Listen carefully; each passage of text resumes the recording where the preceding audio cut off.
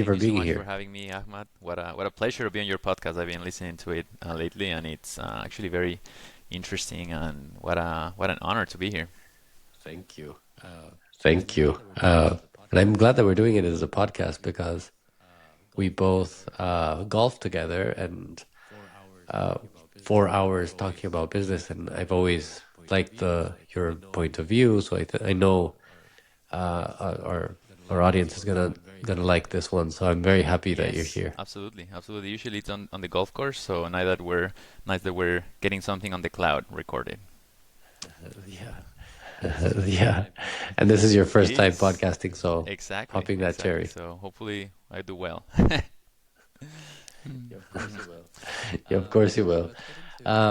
Let's get into what you do. Maybe you can introduce yourself so that people know your background and then we can Uh-huh. get into it. So my name is Martin. I am originally from Ecuador, where we met right many years ago.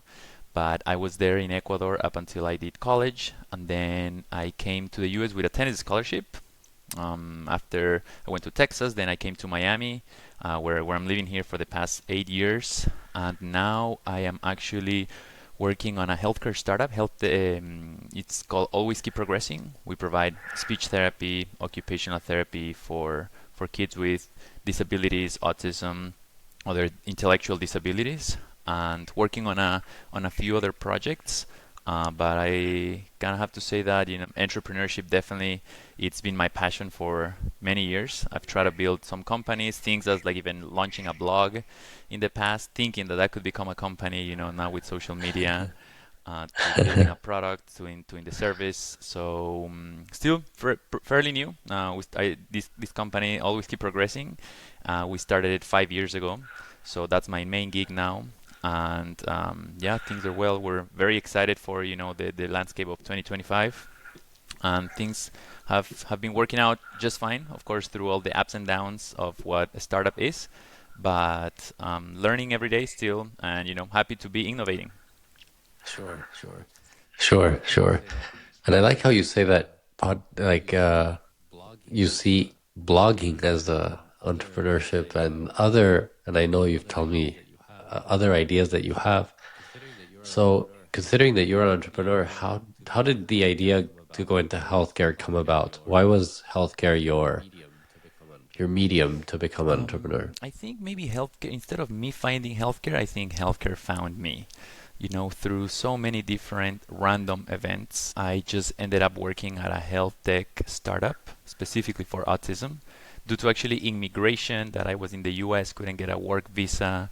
And then I had to become a nanny. Like I had my finance degree, and I was like, hey, I have to actually make some cash jobs. So I became a nanny, started working with these kids, their parents, had a tech startup, which like they offered me a green card, and of course it was like a no-brainer for me at the point. So after working 2 years with this family and with these kids, and then I would have never applied to a company like this. Actually, after I did my master's, all I had in mind was investment banking, Wall Street. I was working a little bit in finance before, so corporate America, what they teach you in the books, corporate finance. That's what my degree was, and I was actually very interested in going to finance. I was like submitting applications, on interviews, and then this family was like, "Hey, they offered me a green card." It was like, of course, that was like a no-brainer. Started working in this health tech startup, not really understanding anything about. I didn't know really what health insurance was. On my first day there, I remember people were asking me questions, and I was like very confused and not knowing anything. And little by little, I started getting interested about it.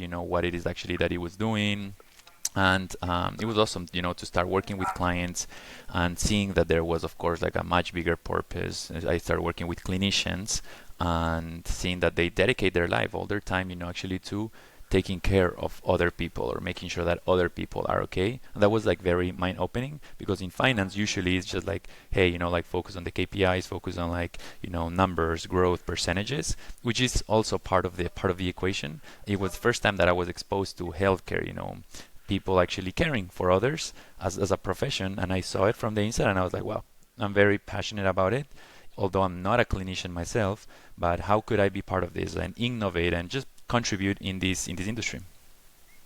That's wonderful. And I really like your view that this is a that the healthcare found you, and how did and even though it found you, why do you do what you do? Like, why was autism? Why was childcare part of your, let's say, like what you decided to Yeah, focus on? same thing. While working this health tech startup, this company used to hire adolescents with autism so that they can help with data entry and they can actually work in the company. I was going to the office. The name of the company is Central Reach, and I was going to the office. It's the first time that I actually spent quite some time with people with autism, right?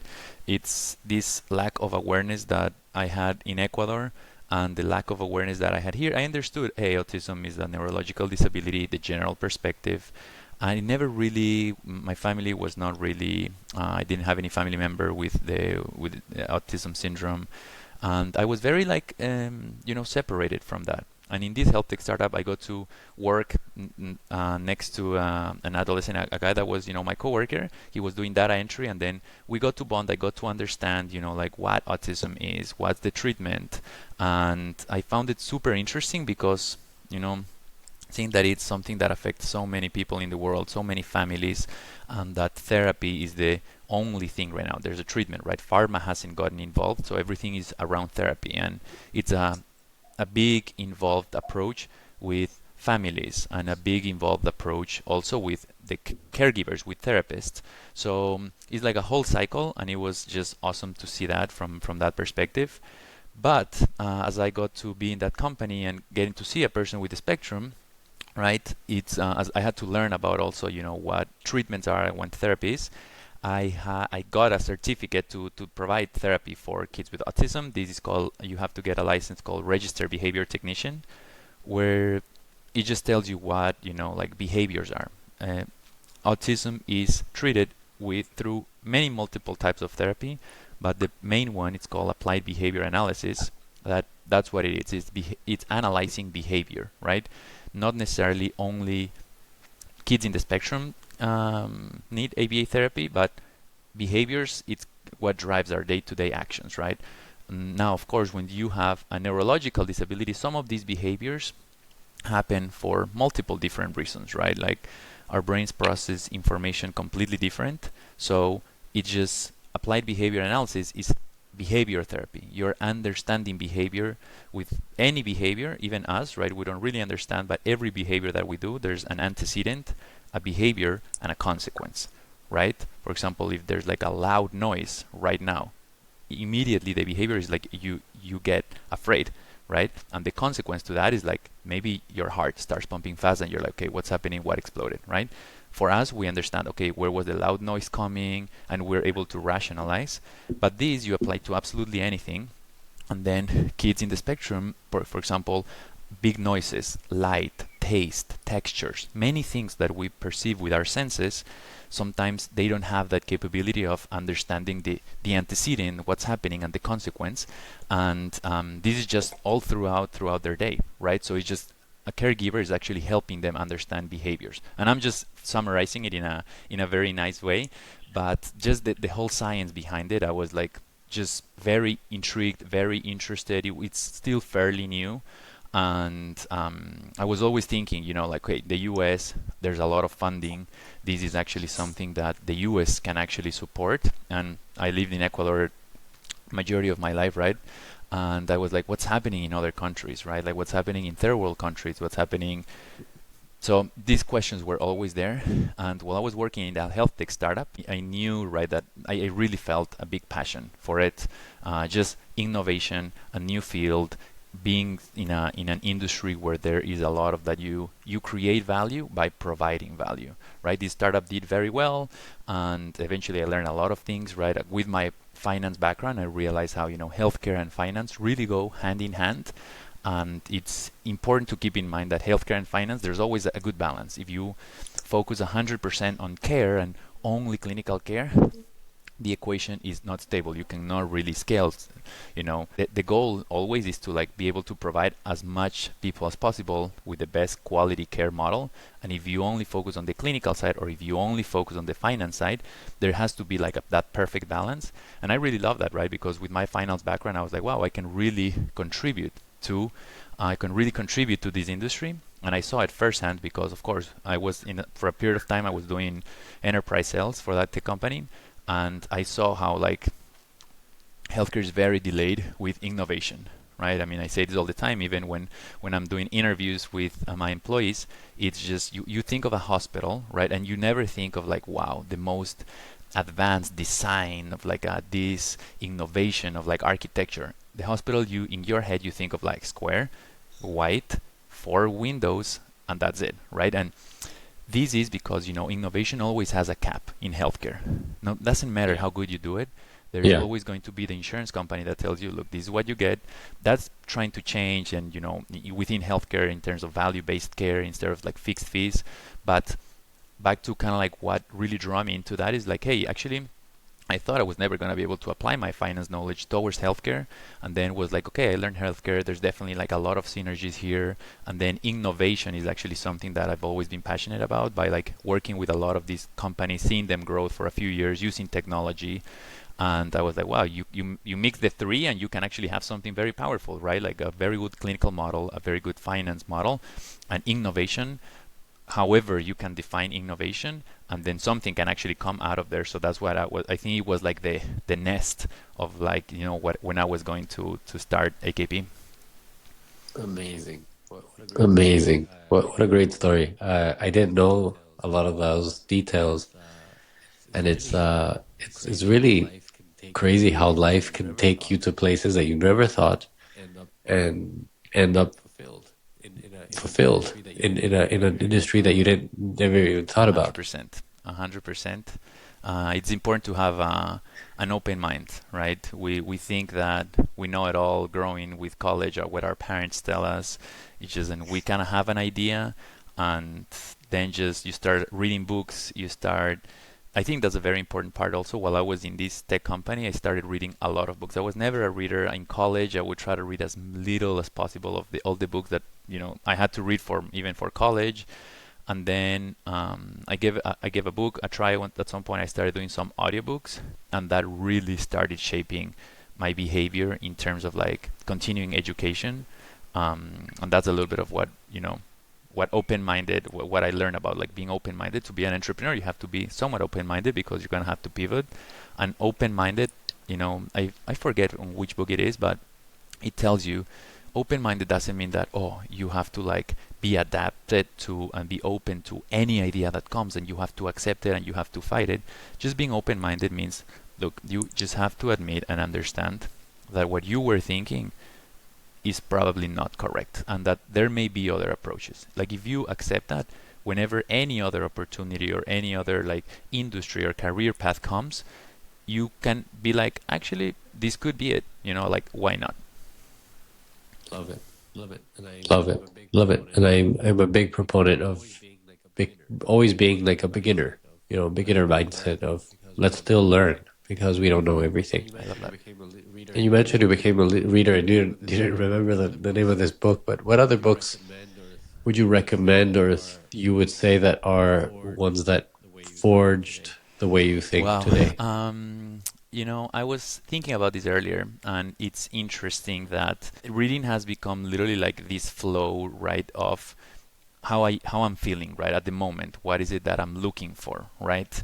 So, from my favorite books that I've had is actually one that is called "The Monk That Sold His Ferrari," right? Of course, very famous book by Robin Sharma, I think it is, and it's a book that really tells you, hey, like so many learnings, very philosophical, right? But it's about, instead of looking always focusing on career, right, try to find that inner peace inside you. And I'm really summarizing this from a very general point, but that's what I got out of it. Is like, hey, I was always thinking, like in the US, the corporate world, wow, work, career, really like no sleep, drink coffee late at night. And it's like, where is that taking us, right? Like, thank God for technology and the internet that has given us access to so much knowledge, because I think that what has been the norm all the time, and this led me to see that it, like, yes, I mean, that's part of it, right? Like, that's not all of it.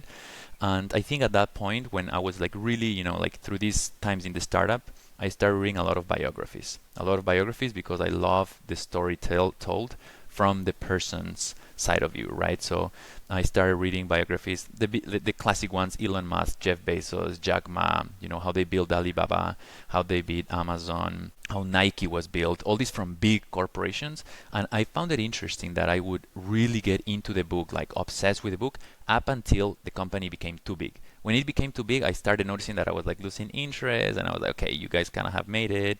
So I didn't relate to those books. And then, funny enough, as I came back to those books like years later, when I was like, actually, I know how these guys started, and that really like, I was really passionate about it. But then I came back to where they were like, okay, now how to scale a company, how they're saying it from their own perspective. And those on the biographies, I love biographies, because you like, people tell you like, hey, I went through this, I went through that, I've done it 100 times, I failed 99 times.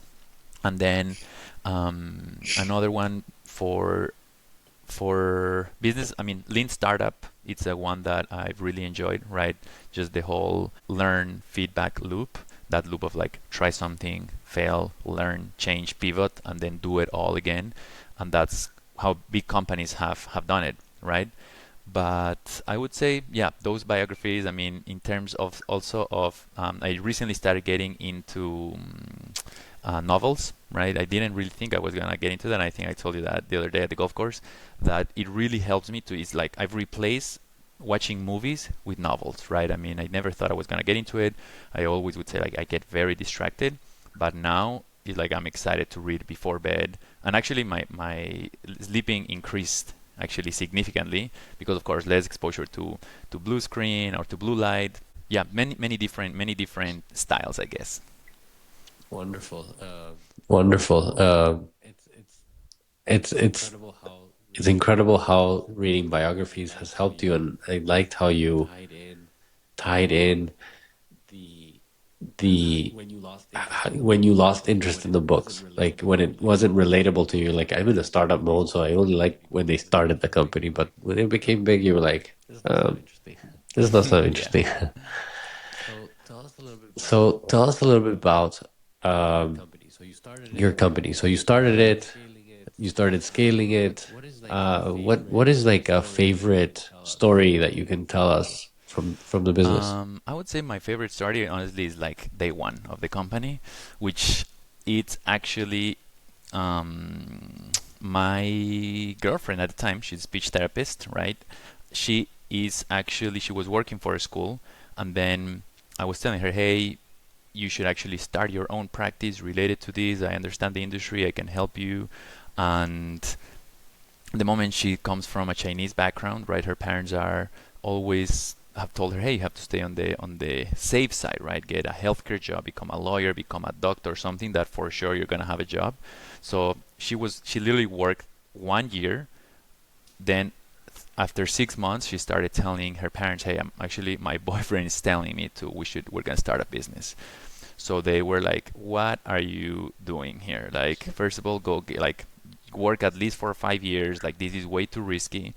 And funny enough, we didn't have money to pay for the deposit for the initial lease.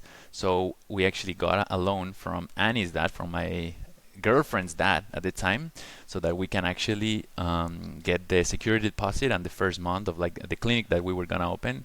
So I remember pitching to my father-in-law to get like a small loan so that we can get the rent and some things up and coming.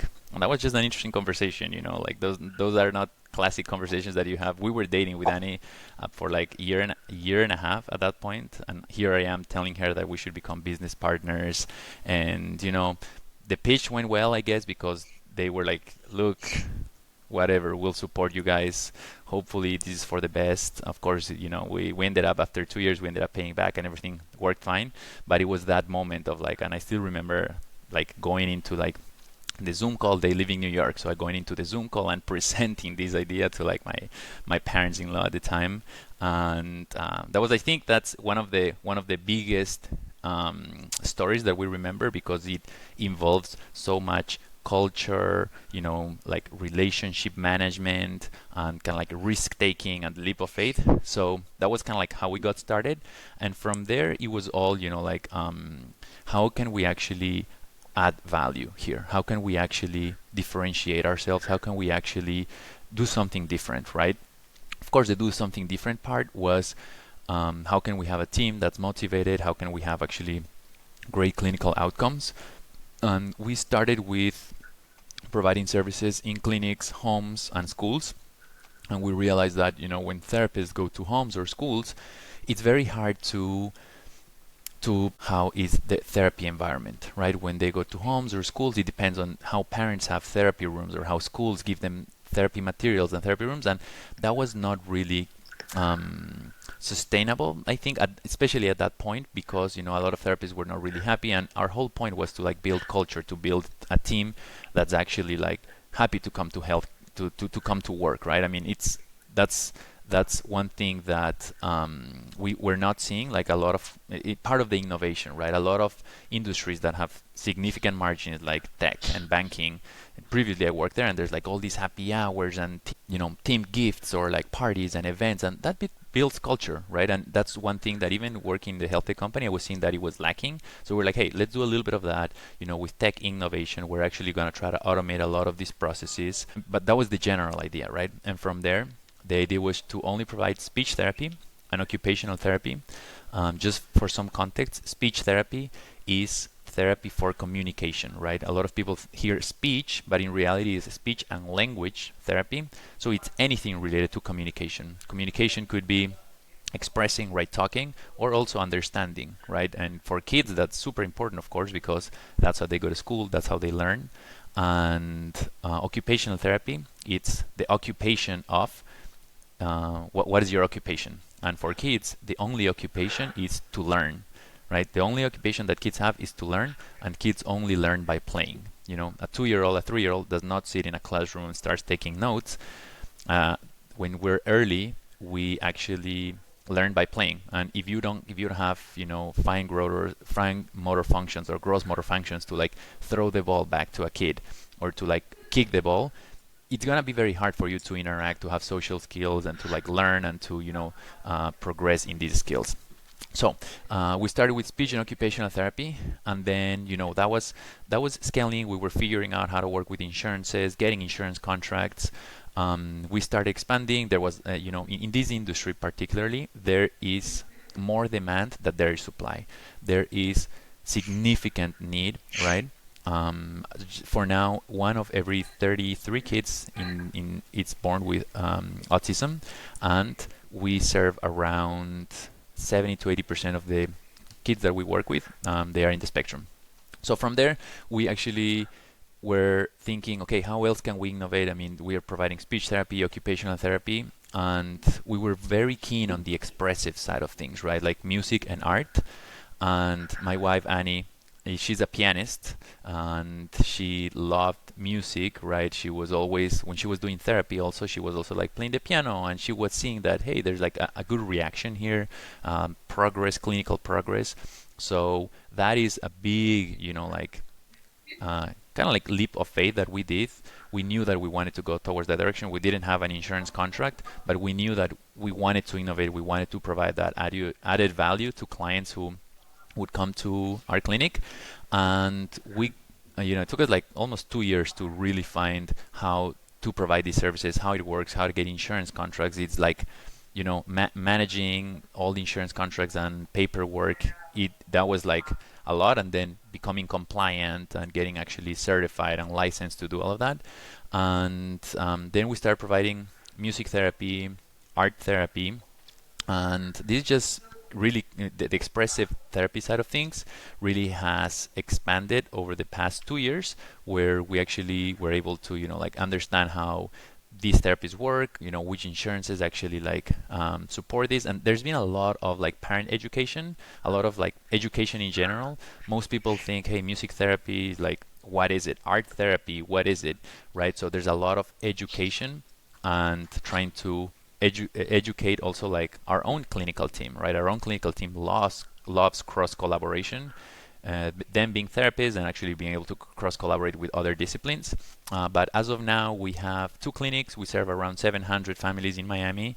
We are thinking of expanding in the near-term future. Right now, it's one thing that we really want to focus is really understand what is the best care model, right? Like we're in that phase of where we are like really trying to optimize from every aspect, optimizing culture, optimizing, actual clinical quality, trying to optimize what are like our products, our innovation, and actually our operations team. One very interesting thing out of it is that as we were growing with Annie, we decided to start we saw how heavy operations was, and as we always spoke with Annie, with the CEO and my wife, we always said there's a lot of talent in South America, and these people just like me, right?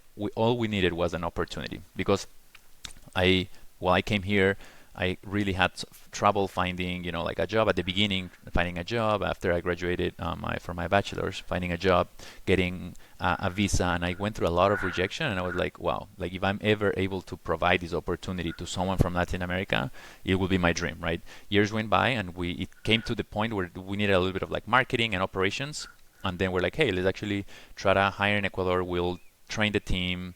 There's a lot of bilingual people in Ecuador, in Latam in general, but we had a personal side with Ecuador, and yeah, we started that, and now we have like a around 10 people team in Ecuador doing all operations, back office, finance, billing, HR, and they have become the actual engine of AKP. Like the company kind of runs on its own because a lot of team members there, they're very passionate. Again, in Ecuador, autism healthcare in the US, it's something that, at the beginning, everyone's confused, and then when they really see what it is, it's like just the industry itself is like very intriguing, and it's something very new. So there's where we are at the moment. That's incredible. That's incredible. That's a lot of dreams come true, a lot of work behind that. And I really admire what you've done. I actually went to one of Annie's concerts and saw the team and felt the energy, and it's definitely different. It's definitely a positive, and helping people has profound effects on many aspects of life, and it attracts different type of people. So definitely what you're doing is very admirable, and thank you for telling that story.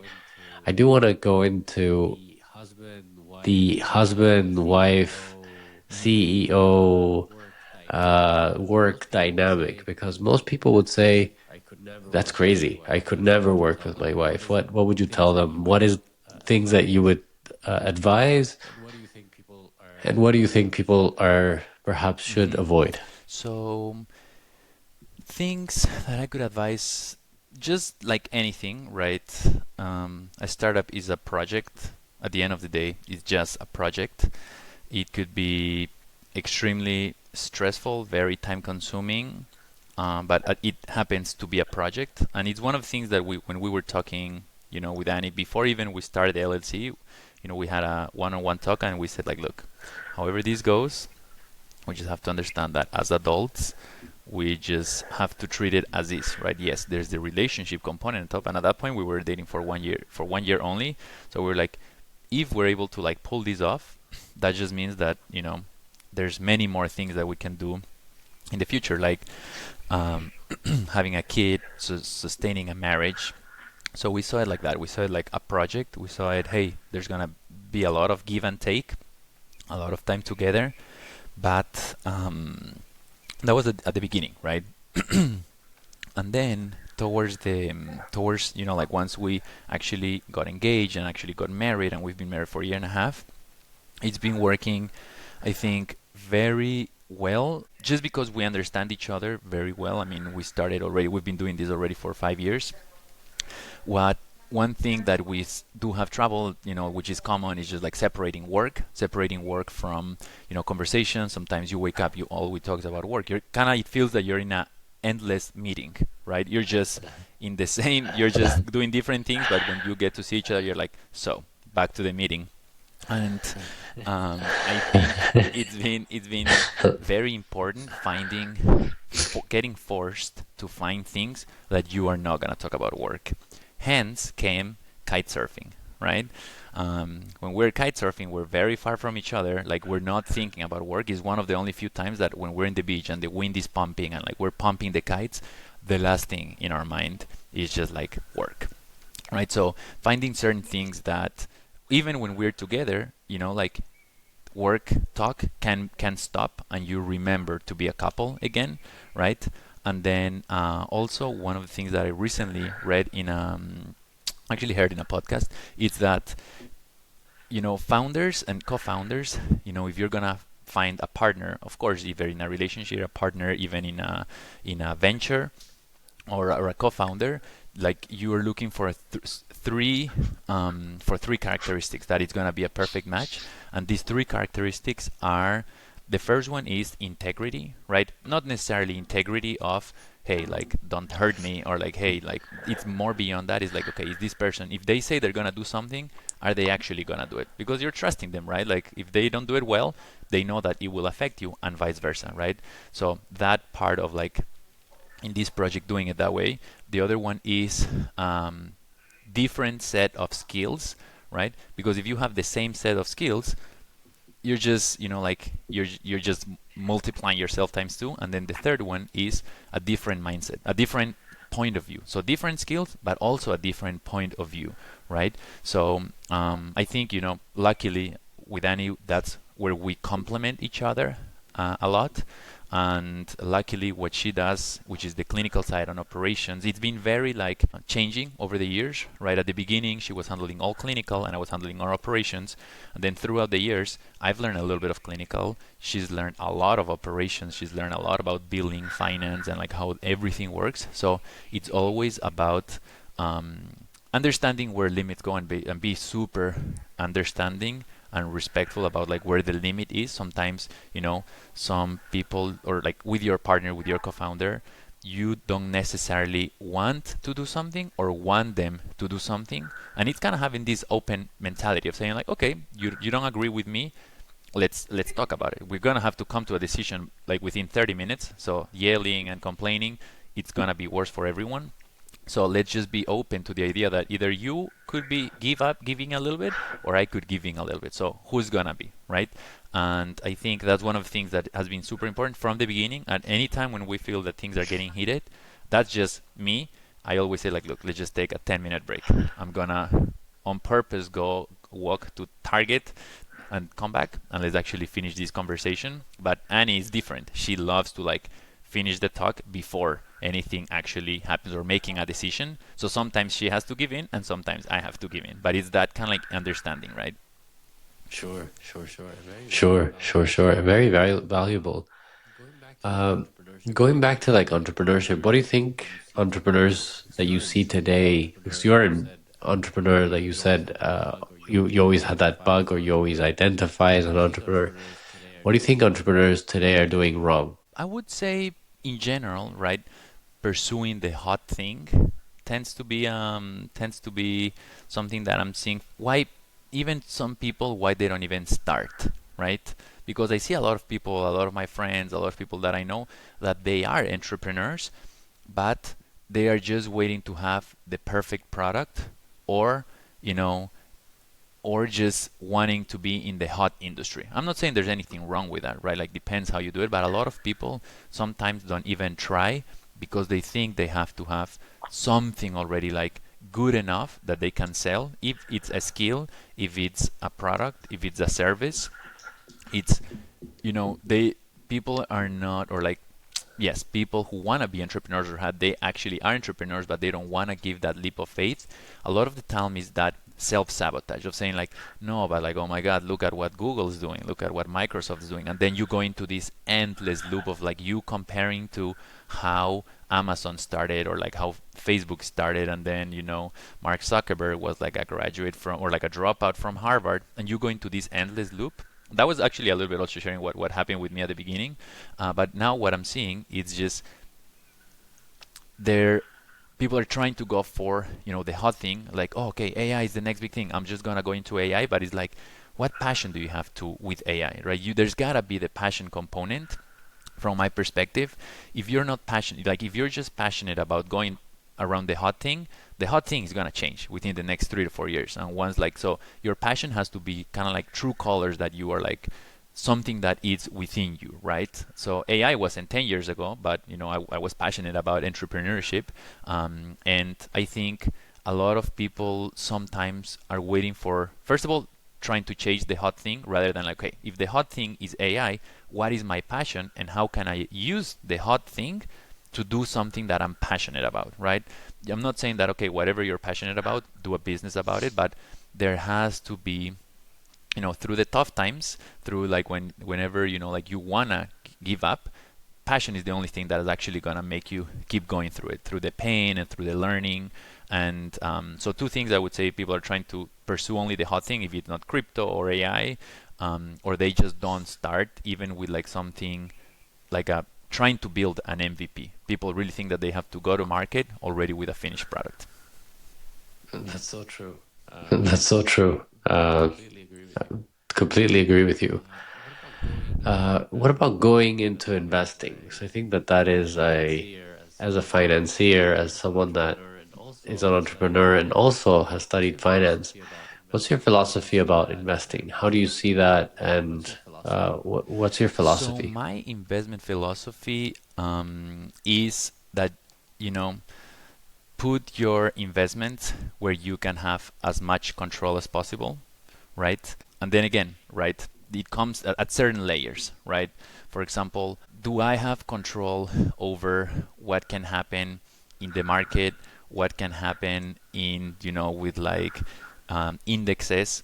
Very little. I can understand, I can read the future, I can understand many different things, but how much control do I have in it? The only control that I have in it is like how much I can put in and how much I can put out, right? In like these macroeconomic investments. I think I'm a lot more passionate about investments in, for example, in my own projects, right? Just like personally, right? For my project, where I know, for example, in my company, I have a lot more control. I understand how I can move things around. And then in the things that I don't have control, where there's passive investments, I just tend to trust the market, right? I invest in indexes, in like S&P, certain companies, but I don't trade as much. Specifically, like I'm not constantly trading, looking, allocating capital. I've at some point, right, studying finance and everything, I love the technical analysis, fundamental analysis, all the numbers and everything, and I realized I was just not really passionate about it. Like moving capital, seeing percentages, or at least not until now. Maybe at some point that passion will start at some point, but I think I trust the market. I understand, hey, the 10 to 15% historically, and learning finance, that's what I knew, right? Like historically, if you do amazing 1 year, like if you just run a 30-year average, the classic 10 to 12%, that's what the market is going to give you, right? I know that you're really heavy on investment, so you probably can control that, right? And I think that's a little bit of my investment thesis at the moment is, look, what can I actually really control?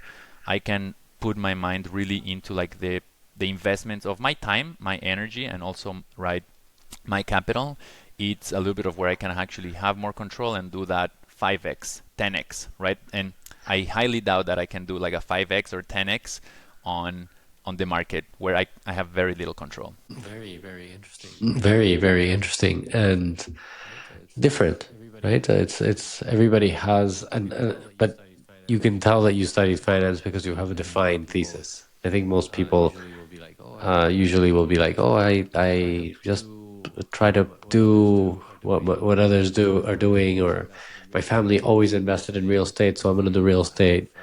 You have understood more of the value creation because as an entrepreneur, you know how you can grow a very little seed into something that is big, and then the returns are like not infinite because you're actively working on it, but definitely if you look at it in the standpoint, you're like, this is a Hmm. endless loop. So it's the return. It's like The gift that keeps on Correct. giving. It's what is it? Compounding, right? First rule of finance. The magic formula.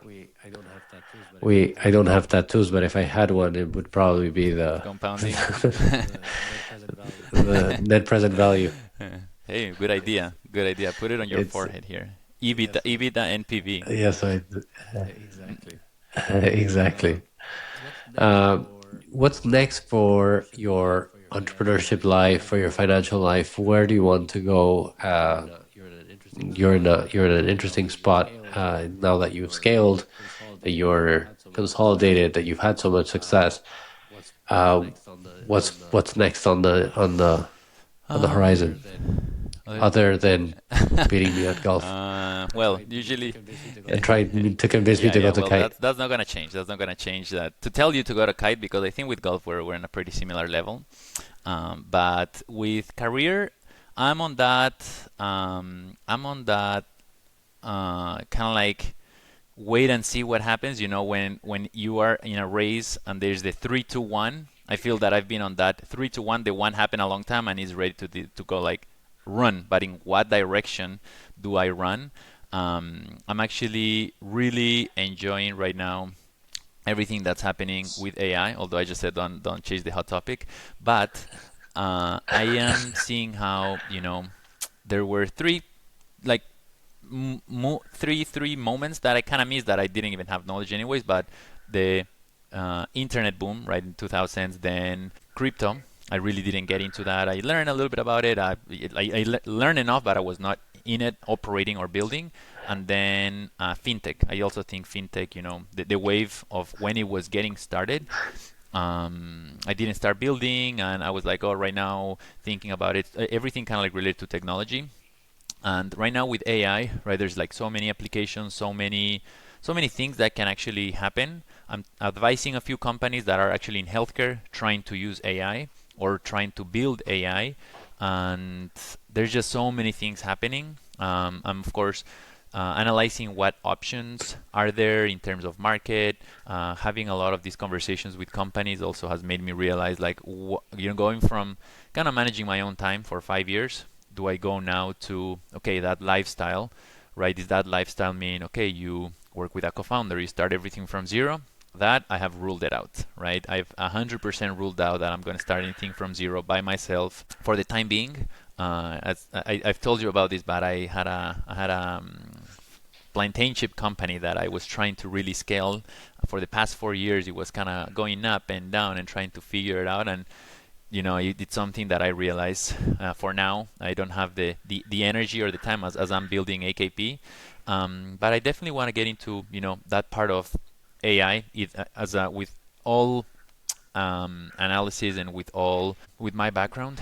How can I actually become a builder, right? A builder. I've loved building AKP, and I think all that knowledge, I think I want to use it to AI, not only just because it's AI, but just because I've actually understood that this is going to change the way we live, right? I mean, it's already doing it. It's been happening for a while. It just now it did become the hot thing since ChatGPT was released. But there's just so much around it, so much behind it, right? There's just a lot to it that I'm trying to understand. And the only way to understand is, how much exposure you have. So again, I've been advising to some companies. I'm just understanding how large language models work and how technology can actually change, not only change, but actually like impact in a positive way, right? Of how we're doing things. Always has been told, we were told with Hollywood that AI and robots, they're coming here to take the world. And I think it's the complete opposite, right? It's just like, yes, with computers, there were viruses, there's been attacks, but computers completely change the way we live and completely impact the way we live, honestly, for the best, right? I mean, I know, understand with screen time, and there's many different views about we would be better off without computers and the internet. But just realistically, it's like this shift in history that's actually been marked. Who knows where we're going to be in the next 5 to 10 years with how AI is applied. So I definitely want to be a builder in AI. And I think I will announce my move in the upcoming weeks. Fantastic, fantastic. And I will be uh, anxious to know and follow and obviously have you back on the podcast to tell what you're working on and the growth of your current company and others that you want to open up. I'd like to finish the podcast with a question. What inspires you in the work you do today? I think um, create value by providing value, right? It's a big thing where there can always be a gain from both sides, right? You can always create value. It can have many different meanings, as knowledge, wealth, sentimental value, but it should always go both ways.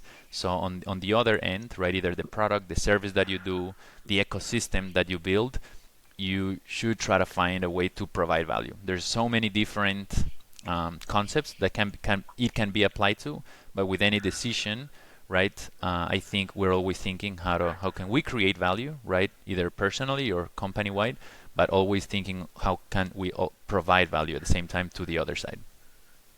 Wonderful, wonderful, wonderful, wonderful. Well said. Thank you, Martin, again for being here, for telling us your stories. I wish you the best. Like I said, I admire who you are. I think you have a great mindset, and you've you're a builder, and I like how you said you want to be part of the building of AI and just that mindset that Appreciate you it, have. man. So I thoroughly enjoyed your Thanks for having time me. and coming here, and I know that people that are listening to this Right for on, sure man. are going to Thank you so like it much for too. having me, and I guess I'll see you in the golf course soon. Or Or in in the the ocean. ocean, Either one hopefully. is valid. Seeing you, Ahmad. Bye bye, man. Fantastic. Thank you. Thank you. Thank you so much. Bye bye.